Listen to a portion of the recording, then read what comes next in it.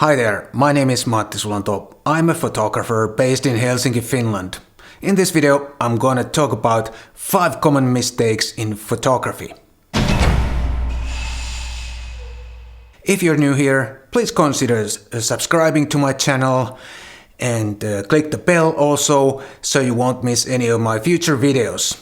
I'll publish a new video every Tuesday and every Friday. No subject in the frame.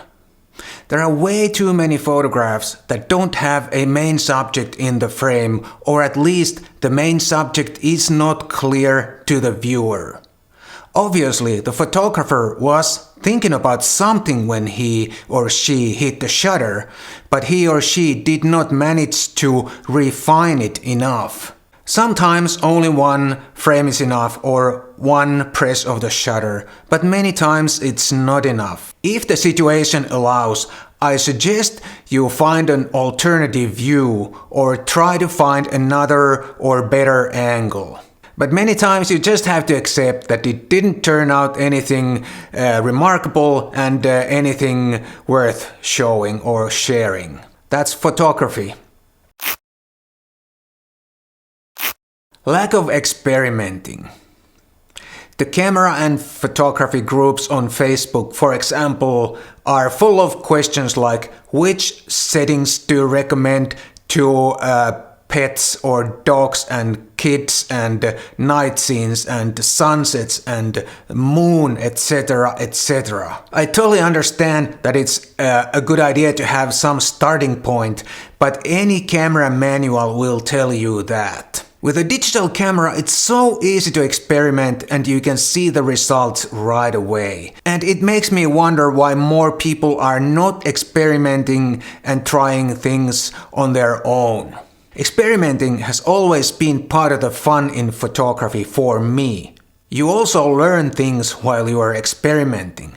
If somebody gives you settings for a certain situation, but you don't know exactly why these specific settings will work here, you are not any wiser. But if you figure out the settings yourself, you probably learn also why these settings are good for that particular situations.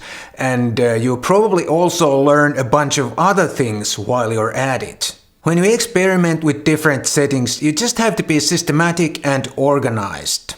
I know it may take time, but the camera settings are pretty simple after all when you really think about it. There are only 3 settings: aperture, shutter speed and ISO. You just have to take one setting at a time and really think about what it's doing. So start experimenting more. There's nothing to lose, but so much to gain. This is one of my favorites: too much post-processing. If you capture a great photo, it doesn't need much, if any, post-processing.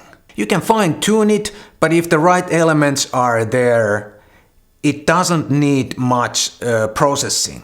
There are some exceptions, of course. If you already have an idea at the time of the capture that you want it in black and white, for example, or something else, then you of course make the necessary post-processing to achieve the look that you had in mind when you took the picture. But then on the other hand, if you have a bad photo, it only becomes worse with excessive post-processing. All too many photos have way too much some sort of effect applied on. If you have to try many different post-processing settings to a photo and you can't quite decide which one works, that's a sign that the photo is not very good. You should move on and select another frame or go back out and shoot some more pictures.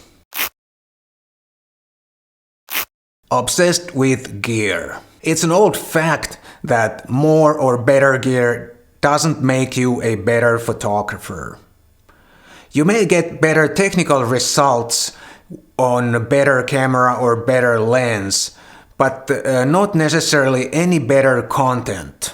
If you can't make a decent photo on your phone camera, you probably can't make a decent photo on any camera. Photography, after all, is not about the sharpness or dynamic range. It's about what's in the frame. If the content is not there, the sharpness and other technical things don't matter.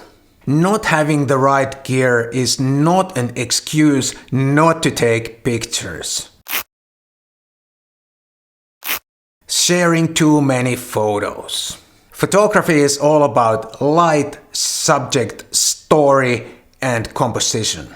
In most photos, only one of those things is right, and that's most of the time the subject.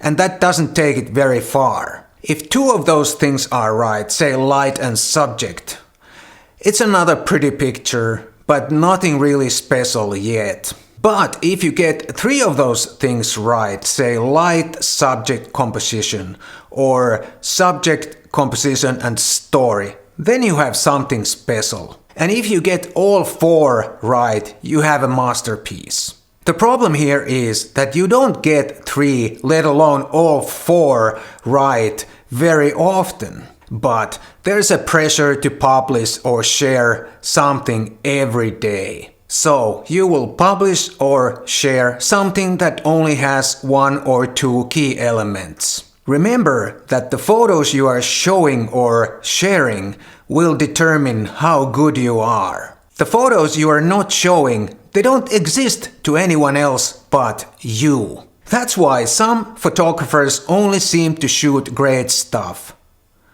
But they do have a lot of bad pictures. They are just not showing them to anyone. I'd like to know how you feel about this and what kind of mistakes you have made, and if you agree with me. If you don't agree with me, please leave a comment below. And thanks for watching, and I'll see you next time.